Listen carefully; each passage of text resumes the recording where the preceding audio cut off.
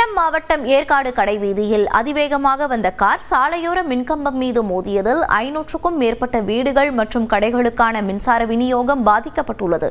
இது குறித்த விவரங்களை நமது செய்தியாளர் கோகுல் வழங்க கேட்கலாம். கோகுல், விவரங்களை பதிவு பண்ணுங்க.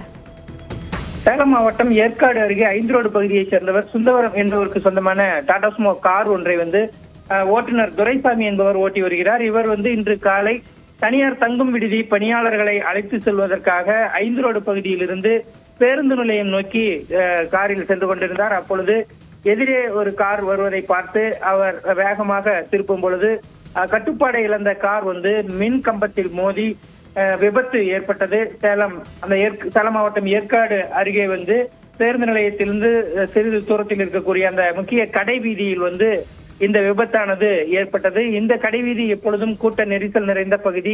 ஆனால் அதிகாலை நேரம் என்பதனால் அதிக வாகனங்கள் இல்லாமல் குறைவான வாகனங்கள் மட்டுமே இருந்ததனால் பெரும் அசம்பாவிதங்கள் தவிர்க்கப்பட்டது. இந்த கார் அங்கு அருகில் இருசக்கர வாகனத்தில் நின்று கொண்ட இருந்த ஒருவர் மீதும் மோதி அவருக்கும் காயம் ஏற்பட்டிருக்கிறது. ஓட்டுநருக்கும் லேசான காயம் ஏற்பட்டிருக்கிறது.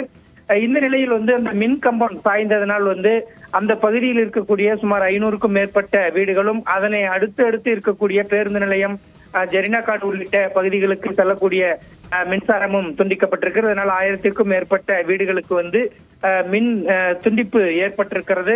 இதனை அடுத்து அங்கு ஏற்காடு போலீசார் சம்பவ இடத்திற்கு தொடர்பாக விசாரணை செய்து வருகிறார். அதே போல மின்வாரிய ஊழியர்களும் அந்த உடைந்த மின் கம்பத்தை சரி செய்து மின்சாரம் கொடுப்பதற்கான பணியில் தற்பொழுது ஈடுபட்டிருக்கிறார்கள்.